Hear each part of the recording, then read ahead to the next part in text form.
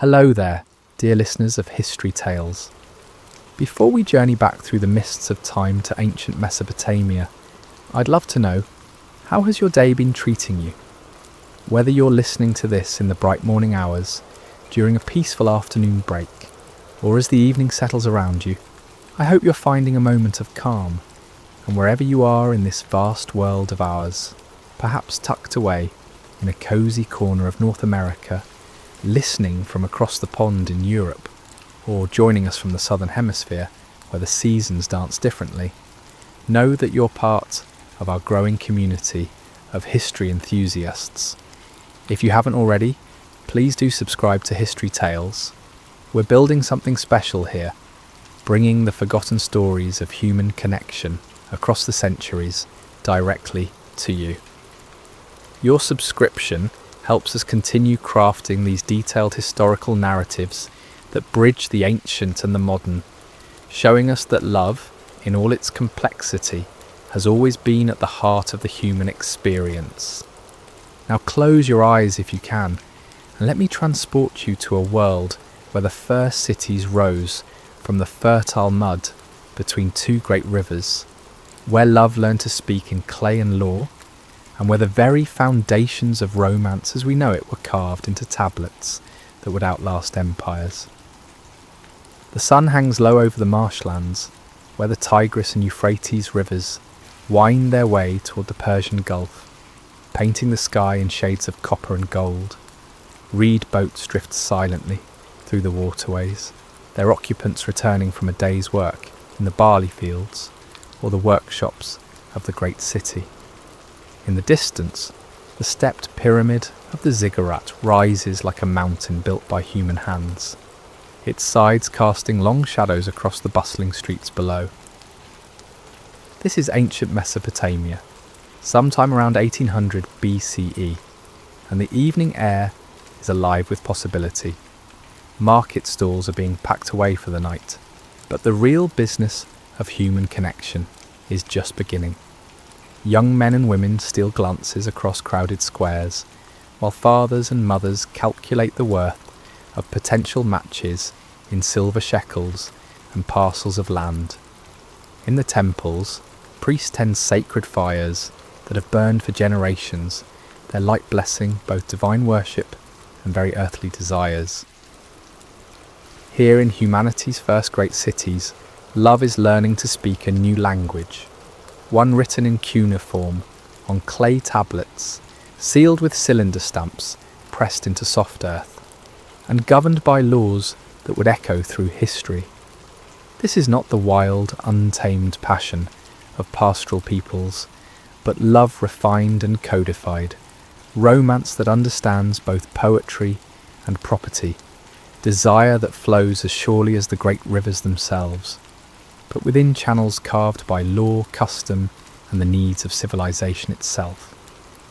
The world's first urban centres were teaching humanity how to love in crowds, how to find intimacy within the structures of complex society, and how to make the heart's desires serve the needs of family, community, and the gods themselves.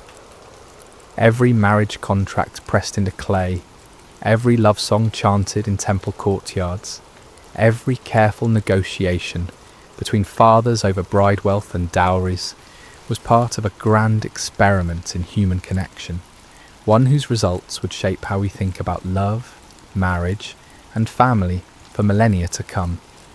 In the great city of Babylon, as dawn breaks over the palace walls and common houses alike, the question of who might court whom is not left to the whims of young hearts, but determined by the careful calculations of social order. The household, not the individual, stands as the fundamental unit of society, and within its mud brick walls, fathers and older male relatives hold the power to shape romantic destinies. Picture Enlil Bani, a successful merchant whose warehouses line the canal district. His daughter Ningal has reached her 16th year, and already 3 families have approached him with proposals. But Enlil Bani must consider more than his daughter's preferences, though these are not entirely ignored. He must weigh the economic connections each match might bring, the reputation of the potential groom's lineage, and how the alliance might strengthen his own family's position in the competitive world of Mesopotamian commerce. The social landscape of courtship is as stratified as the ziggurat itself. At the apex stand the free citizens, the merchants like Enlil-Bani, the scribes who serve in palace administration, the craftsmen who create works of art for temple and royal commission, and the landowners whose barley fields stretch toward the horizon. Their children enjoy the greatest freedom in courtship, though freedom here means the luxury of having multiple suitable options rather than the right to choose without family input. Below them, but far from powerless, are the temple dependents, those whose lives are bound to the service of the gods. The Nad-2 priestesses, sworn to celibacy but wielding considerable economic power through their temple holdings, serve as marriage brokers and advisors, their unique position allowing them to move between households and carry messages between families considering alliances. Their brothers and male cousins serving as temple musicians, administrators and craftsmen find their marriage prospects carefully managed by temple authorities who understand that personal alliances reflect upon the divine household itself.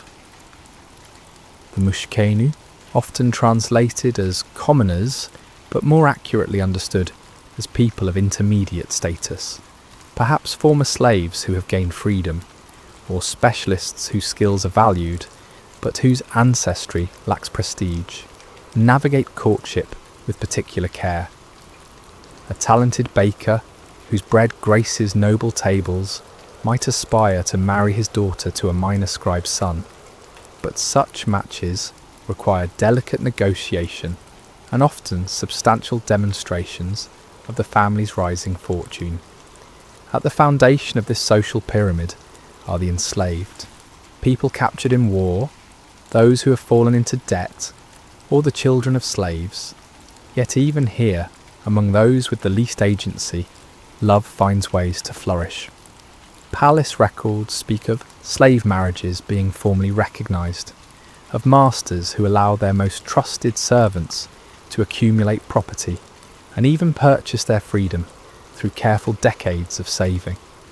A skilled slave woman, perhaps one who serves as a weaver in a wealthy household, might catch the eye of a free artisan willing to purchase her freedom as part of their marriage arrangement.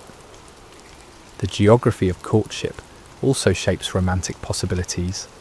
In the great cities like Babylon, Ur and Nineveh, young people encounter a dizzying array of potential partners. The daughter of a goldsmith might glimpse a young priest during festival processions, or a merchant's son might be struck by the grace of a musician performing at a noble's wedding feast.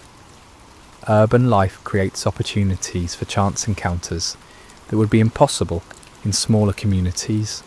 In the agricultural villages that dot the countryside, courtship follows older, more predictable patterns. Families have known each other for generations, and marriages often strengthen alliances between neighbouring farmers or united complementary skills, perhaps joining a family known for their sheep herding expertise with one whose members excel at growing flax for linen production.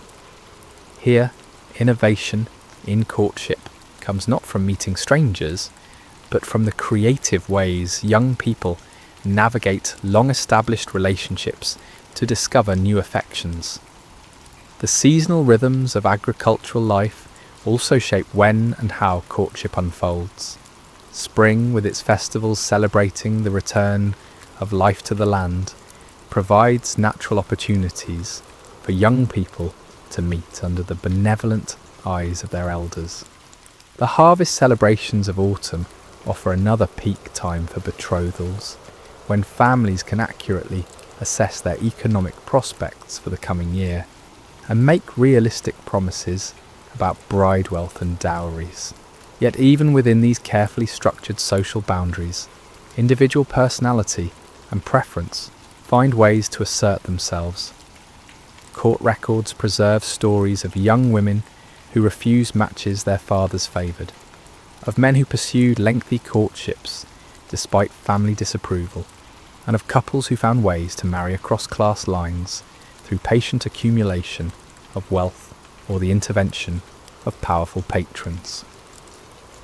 The Mesopotamian understanding of suitable partnership extended beyond simple economic calculation to include considerations of temperament, beauty, and what they called good fortune, a quality that encompassed both material luck and divine favour. A young man known for his quick temper might be considered unsuitable for a gentle bride, regardless of his family's wealth, while a woman with a reputation for wisdom and skill in household management could command marriage offers that elevated her entire family's status. As the morning mist rises from the canals and the city comes alive with the sounds of commerce and craft, young Mesopotamians begin their daily dance of carefully orchestrated encounters. The great market square of Babylon serves as the heart of this social theatre, where beneath colourful awnings and between stalls heavy with goods from across the known world, glances are exchanged and futures quietly negotiated. Imagine Marduk-ad-Din, the 17-year-old son of a textile merchant, making his way through the morning crowd with studied casualness. His destination is ostensibly his father's stall, where bolts of fine linen from Egypt and wool dyed with precious purple from the Mediterranean coast await customers. But his route takes him past the jewellery vendors, where Ishtar Lamasi, daughter of a skilled goldsmith, helps her father display their latest creations. Their eyes meet over a display of delicately wrought silver earrings, and in that brief moment both understand that this encounter is no accident. The marketplace offers the perfect balance of public propriety and private possibility. Young people can legitimately be present on family business while creating opportunities for the brief conversations, the offered assistance with heavy bundles, the shared laughter over a merchant's outrageous prices that form the building blocks of courtship. A young woman might develop a sudden interest in examining fabrics at a particular stall, not because she needs new cloth, but because the handsome apprentice scribe who works for the spice merchant next door takes his midday meal at precisely the time she arrives with her servant to make purchases. The great festivals provide even richer opportunities for meeting. The Akatu, or New Year Festival, transforms the entire city into a stage for courtship. For 11 days each spring, normal social restrictions relax as everyone participates in celebrating the renewal of life and the reaffirmation of the divine order. Processions wind through the streets, carrying statues of the gods accompanied by musicians, dancers, and citizens dressed in their finest clothing. Young people who might normally interact only through careful family arrangements find themselves singing the same hymns, participating in the same ritual dances, and sharing in the communal feasts that mark each day of the celebration. During these festivals, the carefully maintained boundaries between social classes become somewhat more porous. A minor priest might find himself dancing next to a merchant's daughter, while a craftsman's son might catch the eye of a young woman from a more elevated family as she participates in the ritual offerings at the temple. The festival atmosphere provides a legitimate excuse for conversations that would otherwise require formal introductions, and more than one Mesopotamian marriage began with a shared cup of festival beer and a laughed exchange about the antics of the ritual performers. The temples themselves serve as crucial social hubs throughout the year. Far from being merely places of worship, they function as community centres where families gather not just for religious observances, but for the social networking that keeps the city functioning. The monthly festivals honouring various deities provide regular opportunities for young people to encounter each other in settings that blend the sacred and the social. A young man might volunteer to help carry offerings to the temple, not purely from religious devotion, but because he knows that Shamash Ilu, the daughter of a prosperous farmer, always attends the morning prayers with her family. The famous beer houses of Mesopotamian cities occupy a more complex position in the landscape of courtship. These establishments, often run by women and serving as centres for music, conversation, and business dealings, attract a mixed clientele. While respectable daughters of good families would not frequent such places unchaperoned, they are not entirely off limits. A family celebration or business meeting might legitimately bring a young woman to a beer house where she might encounter potential suitors in a more relaxed atmosphere than the formal settings that usually govern interactions between unmarried young people.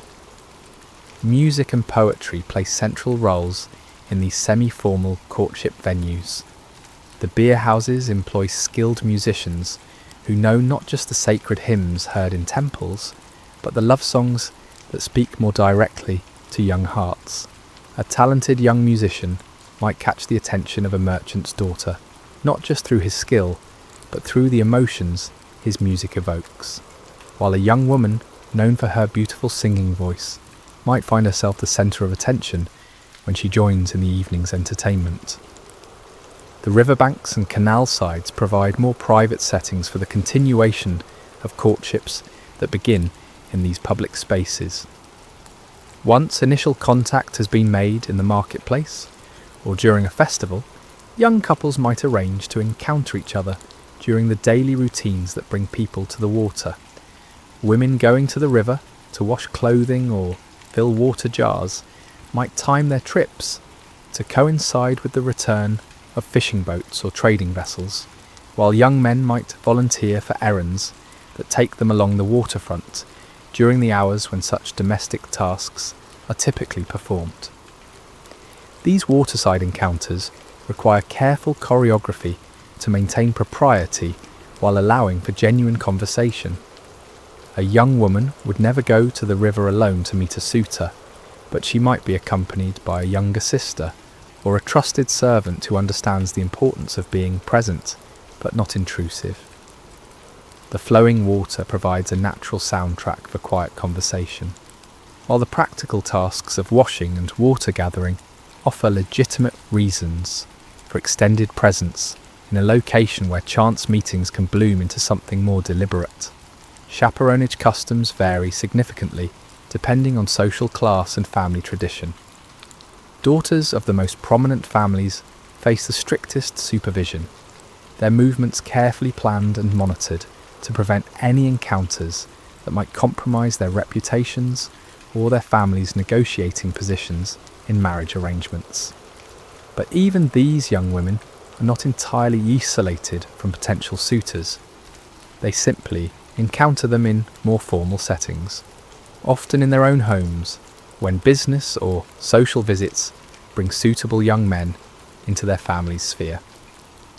Among artisan families and those of more modest means, young people enjoy somewhat greater freedom of movement, though always within understood boundaries.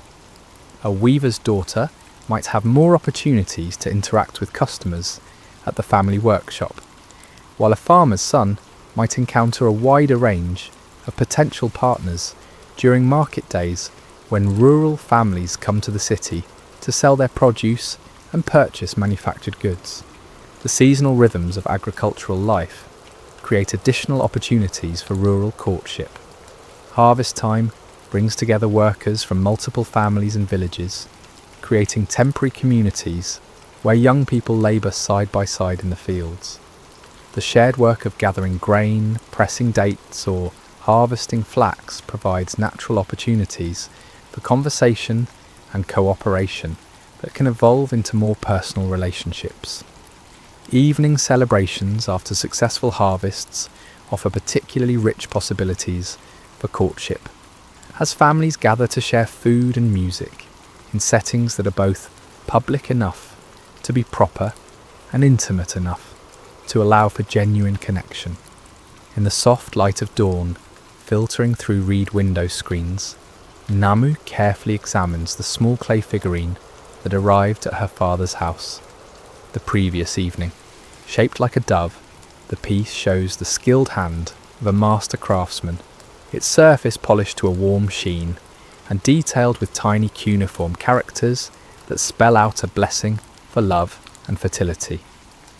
The gift comes from Eanasio, the young copper merchant who has been finding increasingly creative reasons to visit her father's grain warehouse over the past several months. The language of courtship in ancient Mesopotamia speaks fluent in the currency of carefully chosen gifts, each token carrying layers of meaning that extend far beyond its material value. Unlike the grand gestures of later romantic traditions, Mesopotamian love tokens emphasize craftsmanship, thoughtfulness, and symbolic significance over sheer expense. A simple bead necklace, if the beads are chosen for their perfect symmetry and strung with exceptional skill, communicates more serious romantic intent than a hastily purchased piece of gold jewellery.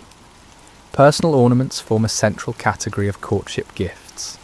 Young men commission or craft rings, bracelets, and hair ornaments for their beloved, often incorporating symbols that reference shared experiences or private jokes.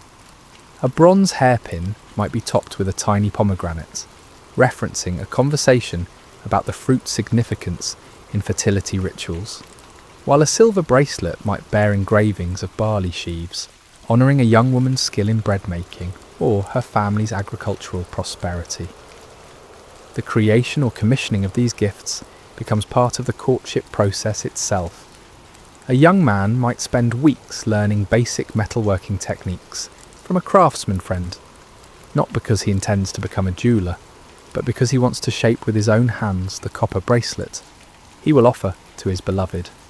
The time invested in the gift's creation speaks of patience and dedication, qualities highly valued in potential husbands. Textiles represent another sophisticated category of courtship tokens.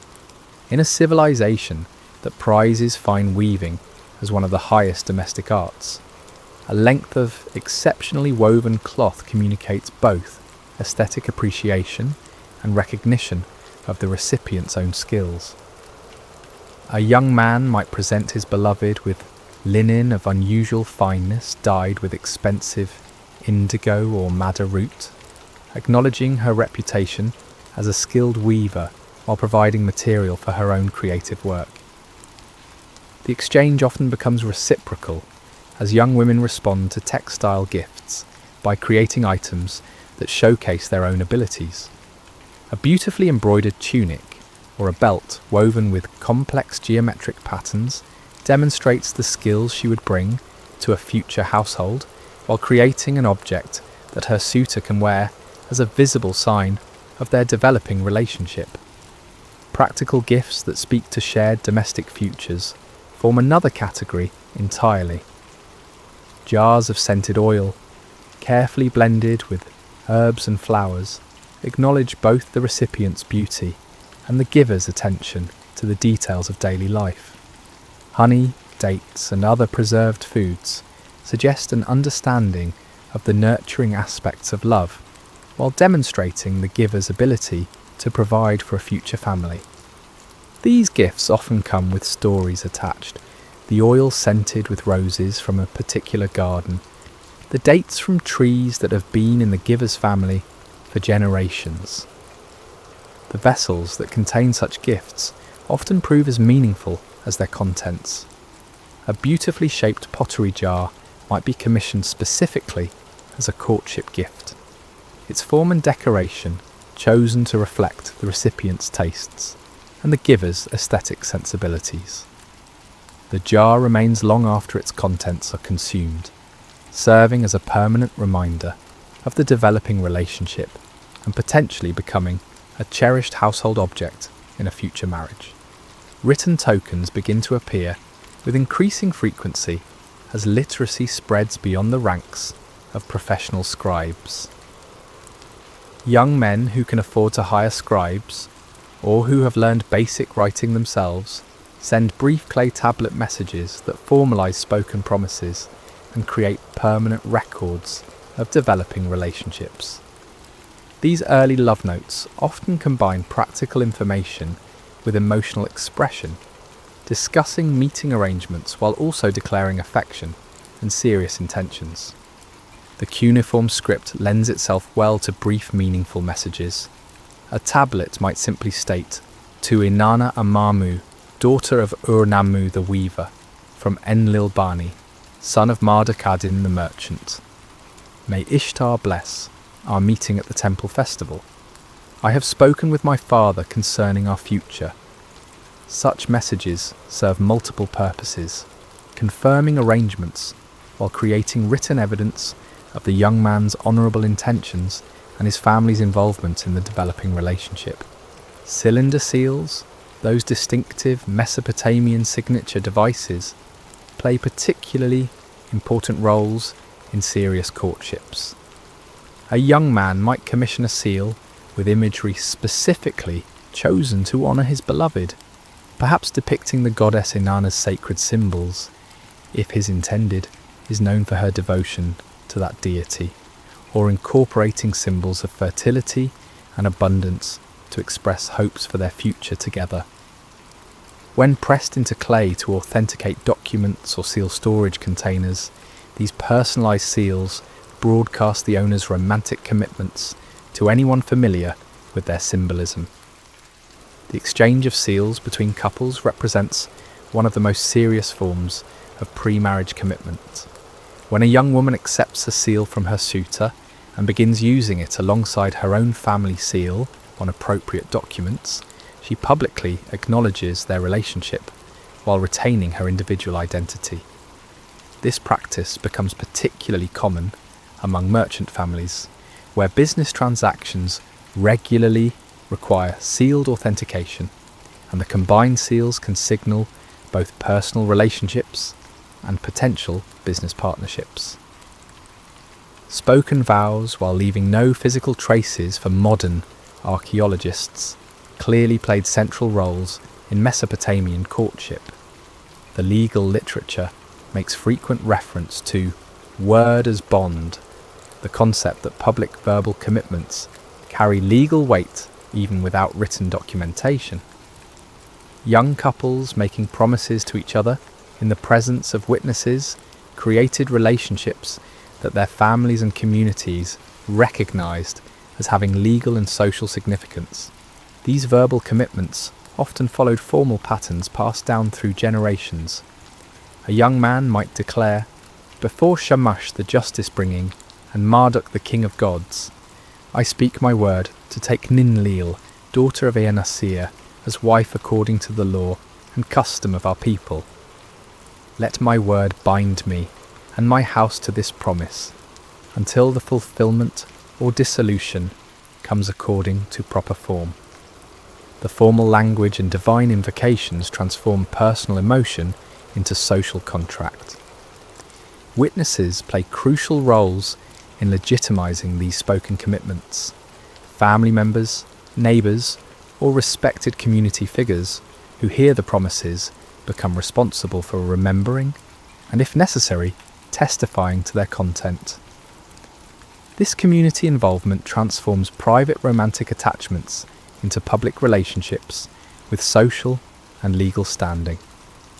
The choice of witnesses often reflects the couple's social aspirations, as gaining the attendance of prominent citizens at a betrothal ceremony enhances the status of both families involved. The timing of gift exchanges and spoken vows follows careful protocols that vary among different social classes and regions. Among merchant families, courtship gifts often accompany business transactions, with young men finding opportunities to present tokens during visits that serve both commercial and romantic purposes. Agricultural families might tie romantic presentations to seasonal festivals, with harvest celebrations providing natural occasions for the exchange of gifts that symbolise abundance and fertility. Religious festivals offer particularly auspicious timing for serious romantic commitments. Making vows during celebrations honouring Inanna, the goddess of love and fertility, or during the New Year festival that celebrates renewal and new beginnings, adds divine blessing to human promises.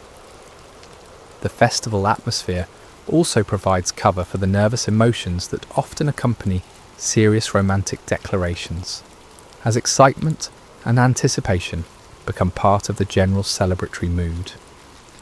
In the shadow of Babylon's great ziggurat, the scribe Nabu-Ahu-Iddina carefully shapes cuneiform characters into soft clay, each wedge-shaped mark forming words that will bind two families in alliance and two young hearts in legal union.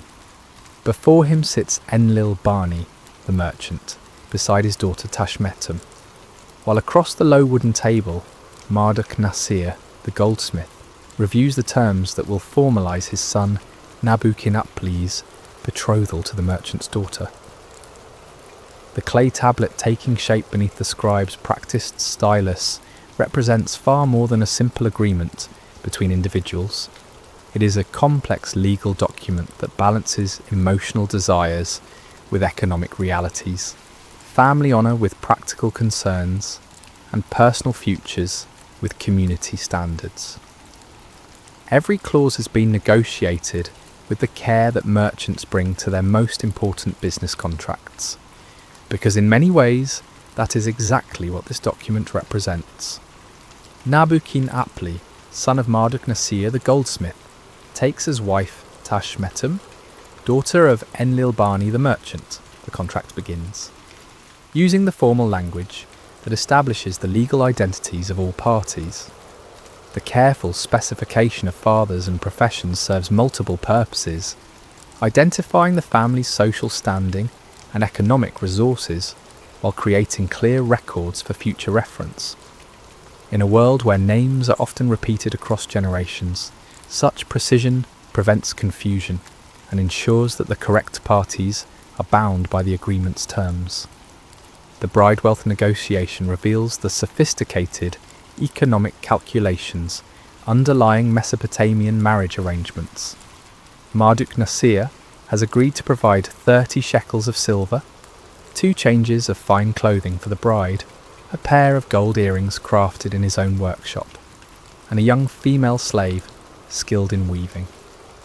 The silver represents liquid wealth that can be converted to other needs, while the clothing demonstrates the goldsmith family's ability to provide for their new daughter-in-law's social status.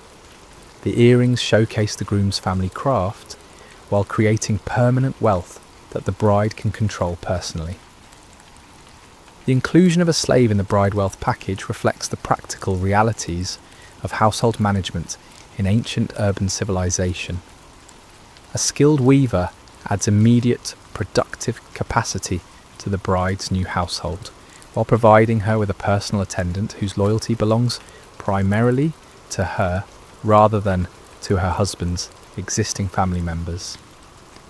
This arrangement helps ease the bride's transition into her new domestic situation by ensuring she has at least one household member whose first obligation is to her comfort and needs.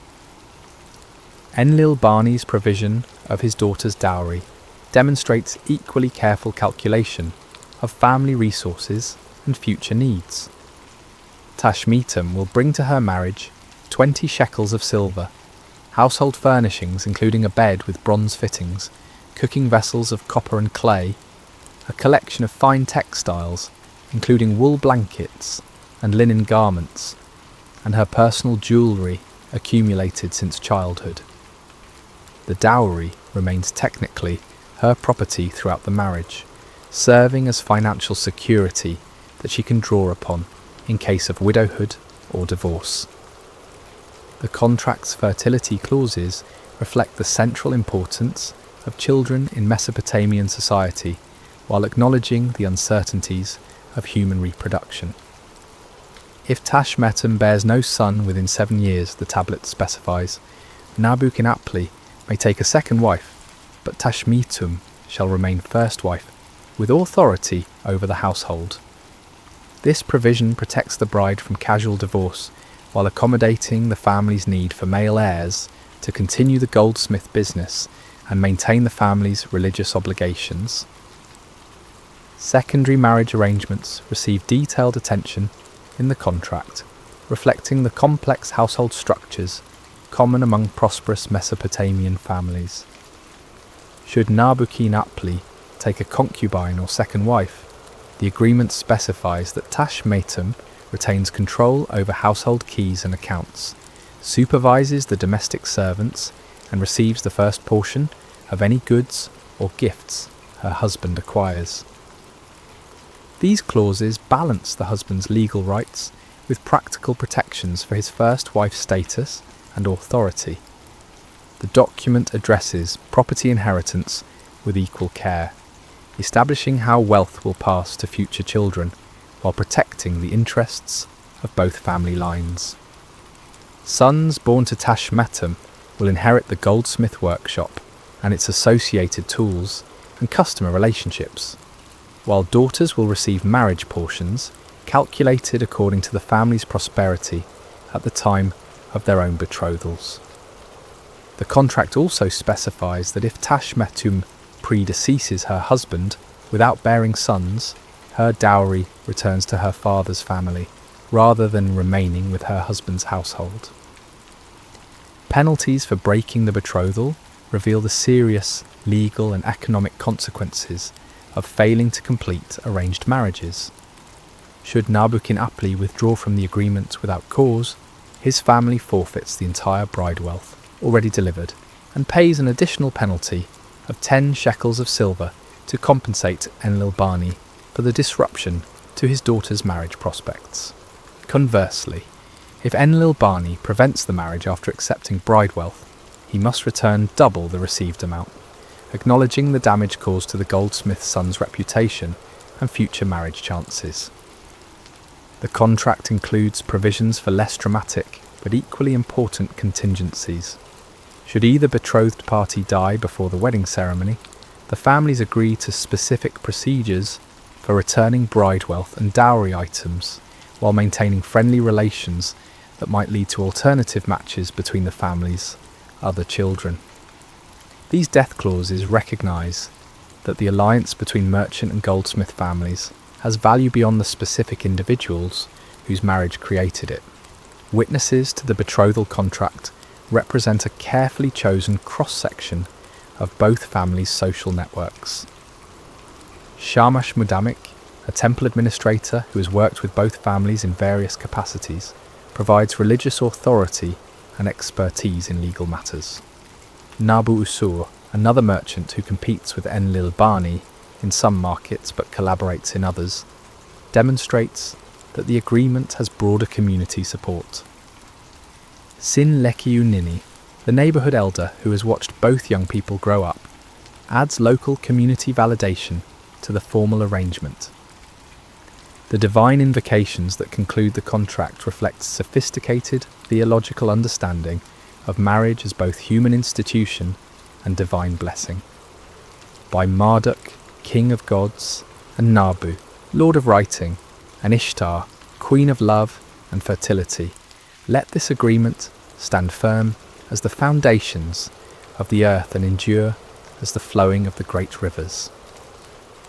These invocations serve legal purposes by calling upon divine enforcement of human promises while expressing genuine hopes for supernatural blessing on the upcoming union.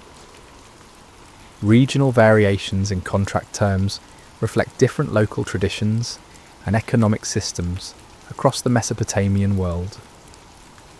Northern Assyrian contracts tend to include more detailed provisions about the bride's personal freedoms and rights to maintain contact with her birth family, while southern Babylonian agreements often elaborate more extensively on business relationships between the joining families.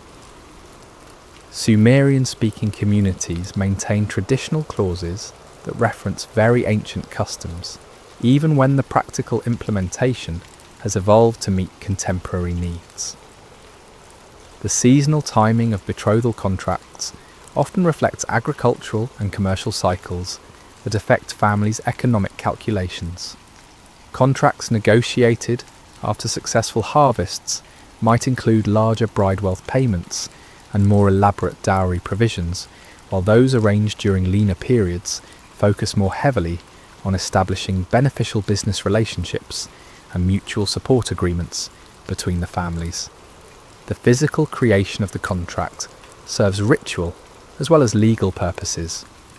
The scribe's careful formation of each cuneiform character transforms abstract agreements into permanent physical reality, while the pressing of family seals into the soft clay creates visible symbols of commitment that all parties can touch and examine. The tablet is then fired or sun-dried to permanence, and copies are often made for the archives of both families, ensuring that future generations can reference the exact terms of their ancestors' agreements. Storage and preservation of marriage contracts reflects their ongoing legal importance throughout the couple's lives together.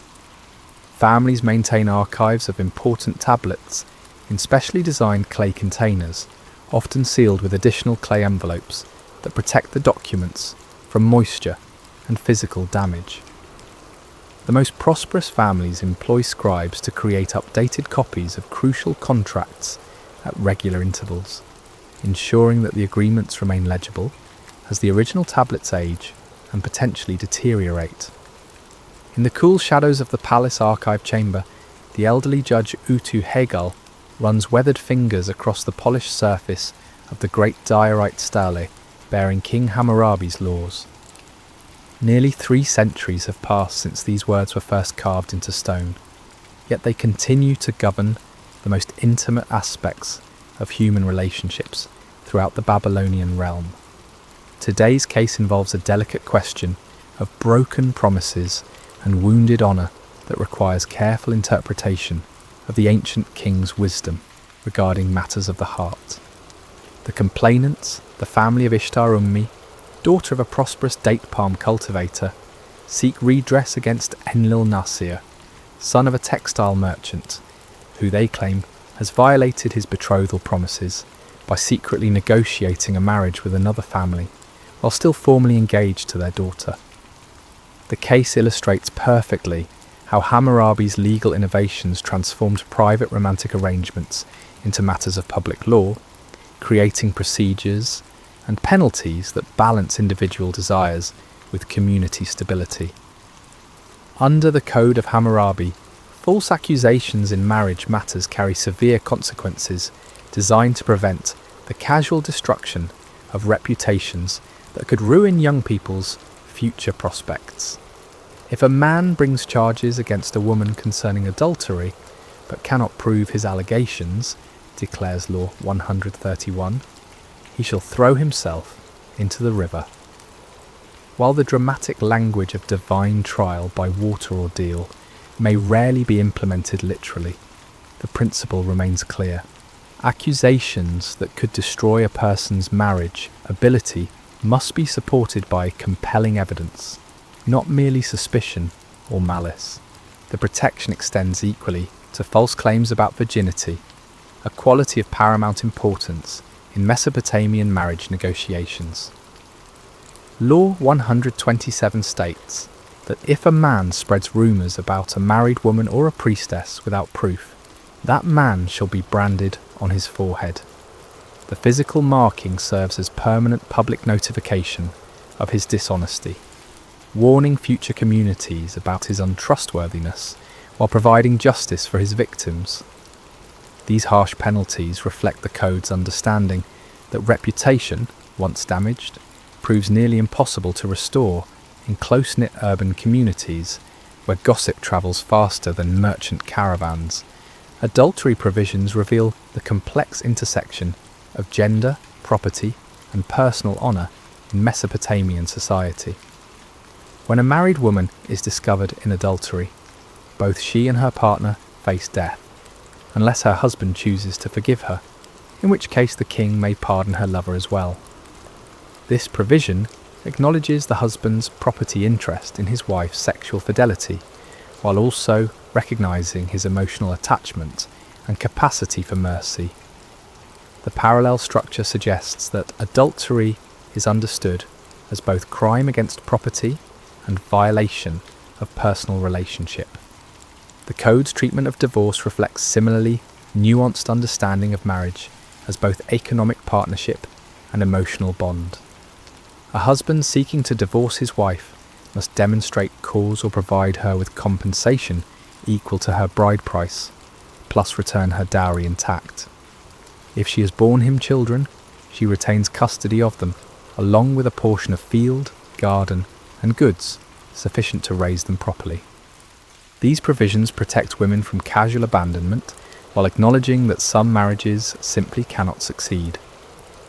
Women's rights to initiate divorce proceedings receive careful attention in Hammurabi's legislation, representing a remarkably progressive approach for its time. A wife who can demonstrate that her husband neglects her, fails to support her, or treats her cruelly may approach the judges, and if her claims prove valid, take her dowry and return to her father's house. The requirement for judicial approval prevents impulsive decisions while ensuring that women have legal recourse against genuinely unsatisfactory marriages.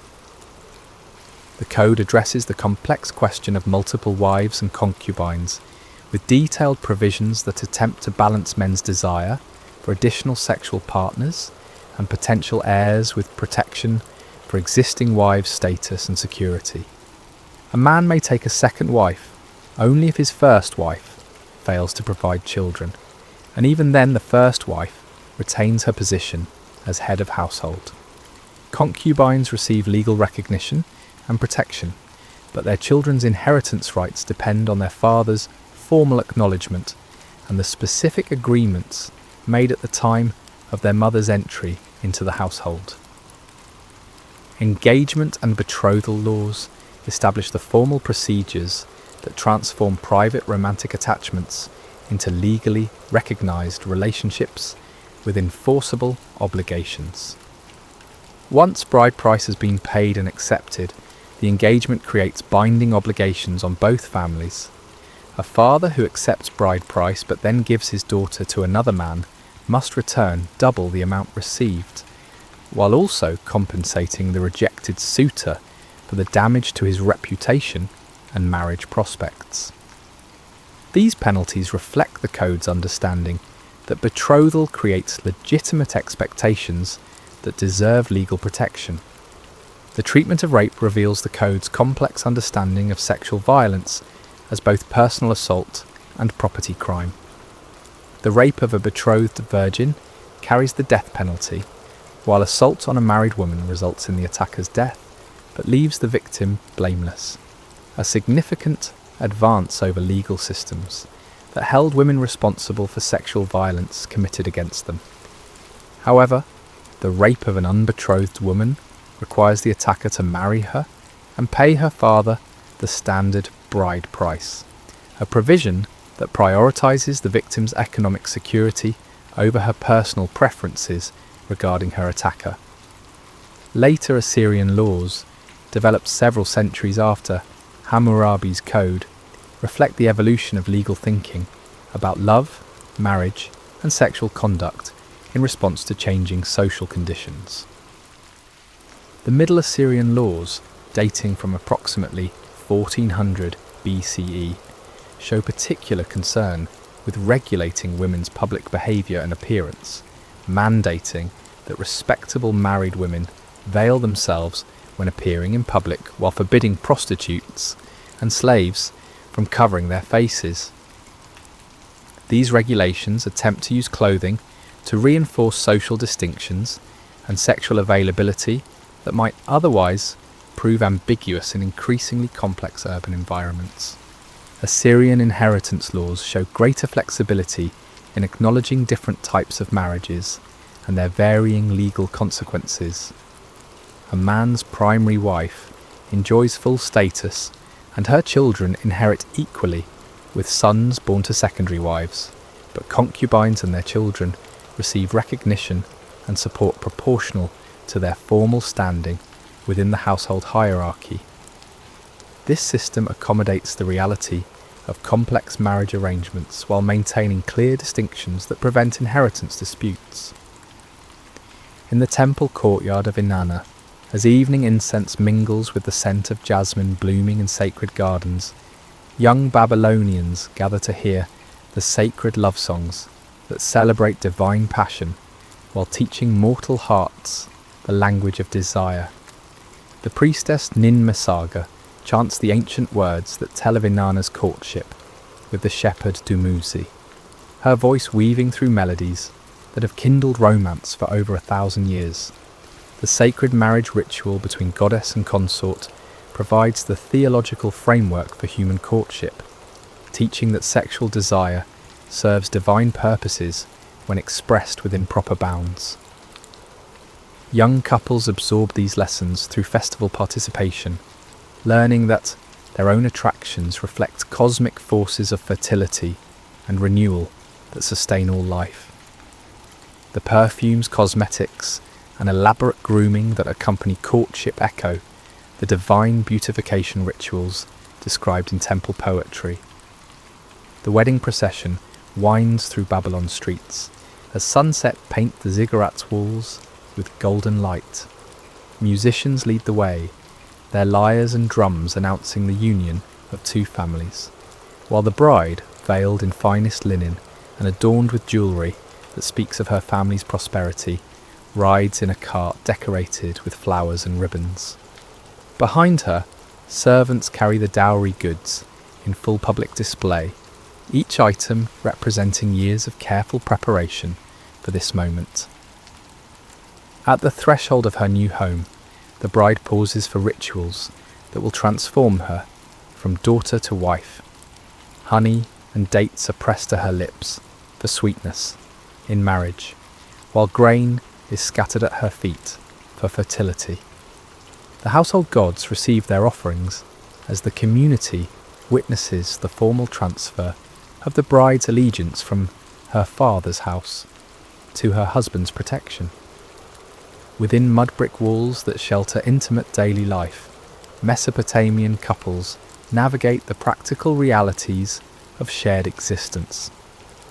Clay tablets preserve touching letters between spouses separated by business or war, their cuneiform characters spelling out longing, practical concerns, and tender endearments. To my beloved wife, may the gods preserve you. The harvest here is good. I dream of your cooking and count the days until my return. The rhythm of domestic cooperation shapes marital love as couples share the endless tasks of urban life, brewing beer, weaving cloth, managing accounts, and raising children. These partnerships create bonds that transcend romantic attraction, building relationships based on mutual dependence and shared investment in family prosperity. When love turns bitter, Mesopotamian law provides structured procedures for dissolving marriages while protecting the innocent and vulnerable. Divorce proceedings require judicial oversight and careful division of property, with particular attention to the welfare of children and the economic security of wives who may have few resources beyond their marriage settlements. Evidence rules for adultery accusations reflect sophisticated understanding of the damage false charges can inflict on reputations and future marriage prospects. Ordeal by river remains a theoretical option for cases that cannot be resolved through testimony, though practical alternatives often prevail in actual legal proceedings. The archaeological record preserves fragments of the tender communication that sustained Mesopotamian relationships across time and distance. Clay tablets carry brief messages that blend business with affection. The wool shipment has arrived safely.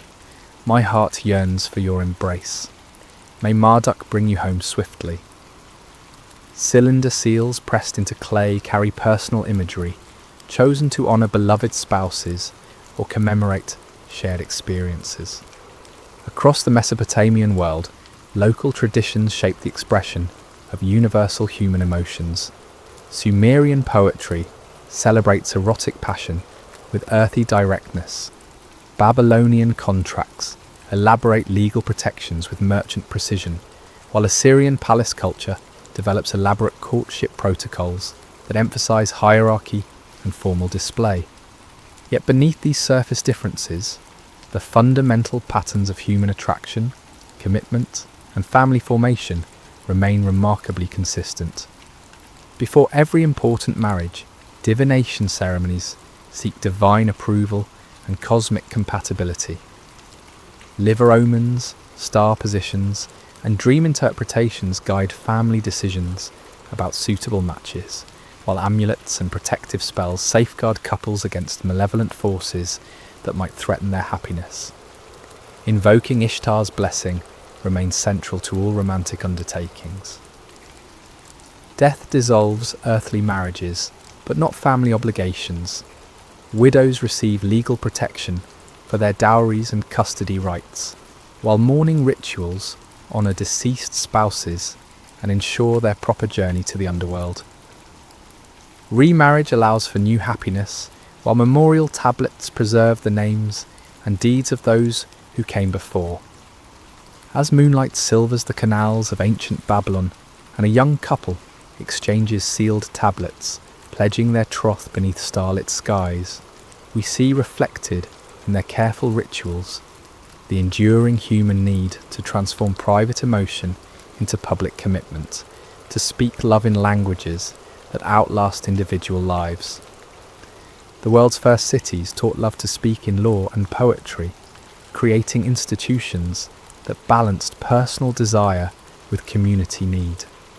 Their clay tablets, pressed with symbols of affection and sealed with promises of fidelity, carry across 4 millennia the timeless message that human hearts, however ancient their origin, beat with rhythms we still recognize today.